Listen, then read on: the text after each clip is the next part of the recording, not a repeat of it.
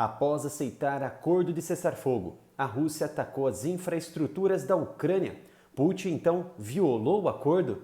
Na terça-feira, Vladimir Putin e Trump falaram por telefone durante mais de 2 horas em tratar sobre assuntos importantes relacionados com a guerra e também outros assuntos pertinentes que não foram divulgados para a mídia, não foram divulgados ao público.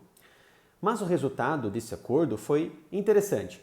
Putin concordou em aceitar um acordo de cessar-fogo. É claro que ele não gostou desses 30 dias de cessar-fogo, mas ele estipulou que parar o conflito, mesmo que momentâneo, pode ser uma opção. Entretanto, ele concordou em algumas exigências e Trump também acatou, pelo menos a princípio, para conversar futuramente e estipular acordo diretamente com a Ucrânia. E nessas exigências, Putin destacou a cessação, ou seja, parar de forma total a entrega de ajuda de assistência militar, de equipamentos militares de guerra para a Ucrânia, bem como também interromper o fornecimento de informações de inteligência para Kiev. Além disso, Putin destacou que busca, através desse cessar-fogo, em aceitar essa proposta de Trump, parar esse fornecimento militar durante esse tempo de cessar-fogo, que não foi estipulado um número exato, dias exatos por Putin, que ele não gostou, a princípio, desses 30 dias que veio da proposta dos Estados Unidos. Mas ele disse que, bom, tudo bem, vamos começar ali um acordo, vamos sentar à mesa de negociação, vamos conversar com todas as partes e chegar ali a um objetivo, que é cessar fogo, momentâneo ou permanente. A princípio vamos de forma momentânea, mas antes eu quero que durante esse período antes desse período, haja garantias e durante esse período essas garantias sejam colocadas em prova. E uma delas, a principal, é parar o fornecimento de equipamentos militares para a Ucrânia. É claro que Trump não gostou, e isso já nos traz ali uma certa resistência nesses diálogos, mas foi um diálogo importante e um diálogo favorável para uma paz no futuro, mesmo que demore ali dias para que isso seja obtido. Mas também houve um detalhe interessante, que Putin concordou em não atacar as infraestruturas energéticas, infraestruturas importantes da Ucrânia nesse período de cessar-fogo, neste acordo. O mesmo também aconteceria e seria imposto para a Ucrânia em não atacar o território da Rússia, as infraestruturas de petróleo, de gás e outros recursos energéticos russos. E também não houve, a princípio, um diálogo em relação à presença das tropas ucranianas em solo russo. Isso faz com que esse acordo ele não esteja vinculado exclusivamente com a retirada total das tropas ucranianas de solo russo, o que seria também impossível para a Ucrânia se chegar num acordo também e aceitar essa nova proposta de Trump no momento em que a Rússia também aceitou. Porque se se Putin exigir a retirada, a Ucrânia vai falar que não. Então não vão chegar a um acordo, como aconteceu na primeira tentativa de acordo de paz, onde a Ucrânia também solicitou a retirada das tropas russas de alguns pontos e a Rússia de fato não concordou. Mas esta aproximação muito boa, que Trump enxergou como positiva para uma paz futura, não iminente, também foi tratado questões extremamente cordiais de uma reaproximação entre Estados Unidos e Rússia, que foi essa relação destruída após a Rússia invadir a Ucrânia em 2022 e após uma ampla tentativa de ambas as partes chegarem a um consenso comum para não obter o quê? um risco, né, de invasão para a Ucrânia ou de um ataque contra a Ucrânia, mas que falhou. Mesmo as autoridades americanas e russas e até mesmo da OTAN entraram em diversas reuniões ao longo do final de 2022, ao final de 2021 e início de 2022, entre janeiro e fevereiro.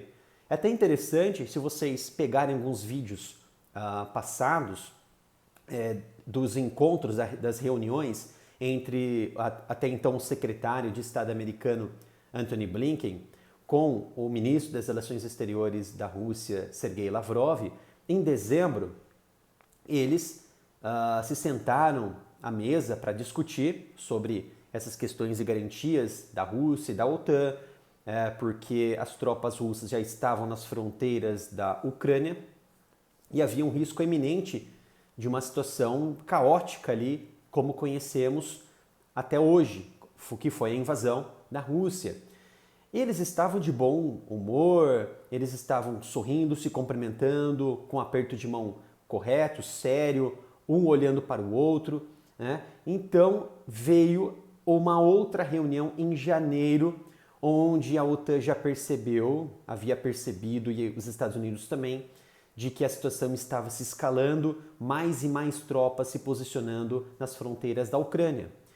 E nesses encontros, nesse último encontro de janeiro de 2022, Blinken nem queria cumprimentar Sergei Lavrov, que até estava ali num ambiente estranho, que é um ambiente europeu. Ele até estava se sentindo um pouco constrangido, mesmo assim sorrindo, e Blinken, você via visivelmente o seu rosto sereno e sério, e que não queria bola com o russo, porque já sabia que tudo já estava praticamente em ruína. Eles se sentaram à mesa de negociação e não resultou em nada. Então aquela foi a última reunião e a quebra de relações definitivas e que perduram até hoje, mas que pode agora haver ali uma expansão novamente dessas relações e assim eles chegarem novamente em tanto trocar ali mercados econômicos quanto também retomarem algumas relações importantes entre as partes, sejam políticas, sejam de interesse comum. E um dos interesses comuns que está em andamento certamente foi o pedido de Donald Trump para que Putin intermedie o acordo e uma restrição no programa nuclear do Irã, dos persas, onde eles estão promovendo o desenvolvimento de urânio enriquecido a patamares de o desenvolvimento de uma bomba nuclear. E isso traz uma grande preocupação para os americanos e Trump pediu para Putin intermediar e assim se aproximar cada vez mais do Irã para colocá-lo na mesa de negociação e chegar ali a um denominador comum entre Estados Unidos e o Irã, que é a neutralização e a redução do desenvolvimento de uma bomba nuclear, de uma bomba atômica pelos persas. Então esse é um papel muito interessante que Putin está fazendo nesse momento e que Trump agradece e por isso que está se esforçando em intermediar essas discussões entre as partes.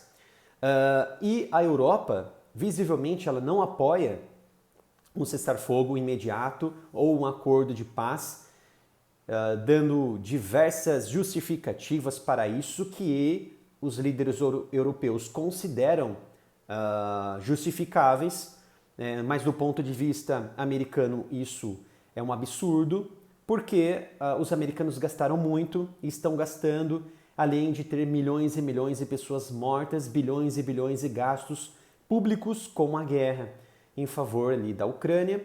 É claro, estão defendendo essa resistência da Ucrânia, mas que os líderes não concordam com o cessar-fogo, não concordam com essa intervenção de Donald Trump, que segundo eles, esse acordo está beneficiando outros acordos possíveis, beneficiariam a Rússia, mesmo não sendo ainda divulgados, mesmo nem sendo ainda debatidos entre as partes. E a Europa ela alega que a Rússia ela está tentando usar essas negociações para tentar separar os Estados Unidos da Europa. Outro ponto que eu destaquei aqui em minha análise é que essa guerra ela favorece, sem dúvida alguma, a própria Europa. Porque os senhores da guerra, que são aqueles detentores de grandes empresas, grandes monopólios industriais do setor bélico, estão ganhando bilhões e bilhões em leilões, financiamento e contratos governamentais. Então eles são os maiores beneficiados e eles, inclusive, são os indivíduos que injetam dinheiro em propagandas e também em partidos políticos para elegerem presidenciáveis, para elegerem candidatos que sejam a favor dessas empresas, tá? E por último, nessa análise principal que eu destaco aqui sobre a Europa se recusar a aceitar um acordo como este ou outro tipo de acordo intermediado pelos Estados Unidos, é que esses líderes europeus do passado, que parte deles ainda continuam no poder, como Macron, eles prometeram e convenceram Zelensky que ele conseguiria vencer esse conflito. Mas não foi o que aconteceu e a guerra já dura 3 anos. Então, como eles acreditam que haverá um acordo positivo com milhões de garantias e que vão conseguir ali achar um acordo impedindo pelo resto da vida que não haja uma guerra contra a Ucrânia? É impossível de acontecer isso. Então, esses são os líderes atuais que também têm relações com o passado e que convenceram Zelensky a se manter no conflito e não chegar a nenhum acordo, tá? Então vamos aprofundarmos neste acordo que foi aceito pela Rússia e destacar que as infraestruturas críticas energéticas elas serão beneficiadas, serão protegidas deste acordo. Mas na última noite observamos ataques direcionados contra as infraestruturas críticas da Ucrânia. E aí eu lanço aqui uma pergunta. De fato, Putin violou esse acordo ao atacar novamente as infraestruturas ucranianas? Antes de eu entrar nesse debate, entrar nesta polêmica, peço gentilmente para se inscrever aqui no canal, ativar o sino de notificação, entrar em minha loja de camiseta e observar ali diversas camisetas de alta qualidade com estampas incríveis e que isso vai ajudar diretamente na continuidade do meu trabalho através do site umapenca.com/área militar. E é claro, você também pode apoiar no meu trabalho contribuindo com qualquer valor através do meu Pix, canal areamilitaroff@gmail.com. E isso, toda a sua ajuda é muito bem-vinda, já que infelizmente o YouTube restringiu a monetização do meu canal. Então, houve esse ataque menos de 12 horas depois da Rússia aceitar este acordo de cessar-fogo momentâneo. No entanto, a Ucrânia também atacou o território russo com dezenas de drones aéreos contra diversas infraestruturas da Rússia, tanto civil quanto militar, e o mesmo foi feito pela Rússia, com ali mais de 100 ataques de mísseis e drones contra as instalações e infraestruturas da Ucrânia. Então Putin violou o acordo? Ou Zelensky também violou esse acordo de cessar-fogo de 30 dias? Não. Mas por que não? Porque a Rússia e seus representantes, suas delegações, não assinaram qualquer acordo de cessar-fogo. Eles apenas disseram que é uma proposta aceita por parte de Donald Trump, mas que caberia ali ambas as partes, tanto a Rússia quanto a Ucrânia, se sentarem à mesa de negociação e formular esse acordo final e estipular um tempo de início e um tempo de término para que esse acordo de cessar-fogo inicie e também chegue ao fim. E nesse meio tempo, o ideal é começar a trabalhar para obter ali negociações para o fim permanente desta guerra. Mas eles não fizeram isso, eles não assinaram, eles não estenderam suas mãos, eles nem mesmo se encontraram de fato para obter um acordo final. O que pode acontecer a partir de agora é um terceiro encontro que pode acontecer lá na Arábia Saudita, que o primeiro foi unilateral entre Estados Unidos e Rússia, o segundo foi entre Estados Unidos e Ucrânia, e agora o terceiro que pode ser entre Estados Unidos, Ucrânia e Rússia.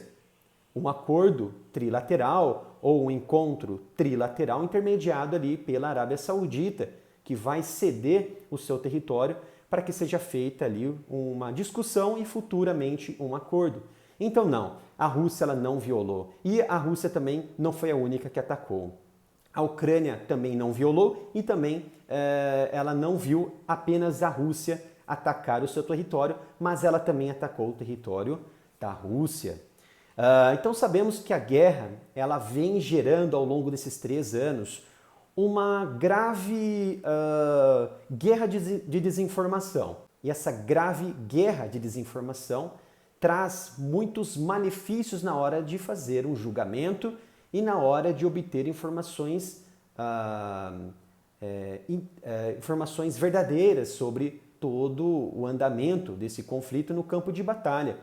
Porque de um lado foi divulgado que somente a Rússia atacou, mas não divulgou também que a Ucrânia fez o mesmo. Se ela fez isso como retaliação ou não, aí cabe o quê? A chegar ali uma discussão paralela a isso, mas que ambas atacaram uma a outra. E de fato não houve acordo nenhum, não foi assinado nenhum acordo de fato, tá? E Zelensky conversou posteriormente na quarta-feira por 1 hora com Donald Trump, após a conversa de Putin e Trump, e eles chegaram ali num denominador importante, né?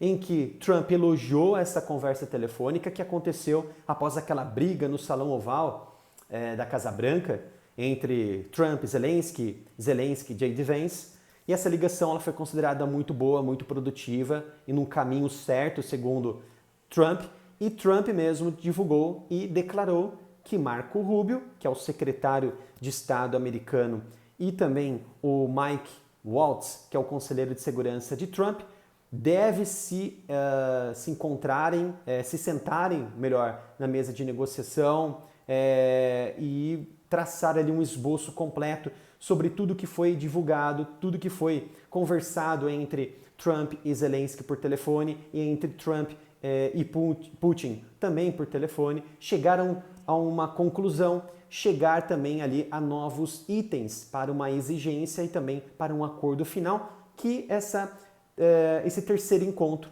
pode acontecer na Arábia Saudita, que deve estipular ali um cessar-fogo de 30 dias ou menos e também que deve levantar também garantias e segurança para ambas as nações. E quem sabe, durante esse período de cessar-fogo, não saia um acordo de paz ou pelo menos um esboço de um acordo de paz entre Rússia e Ucrânia. Espero que tenham gostado do meu vídeo.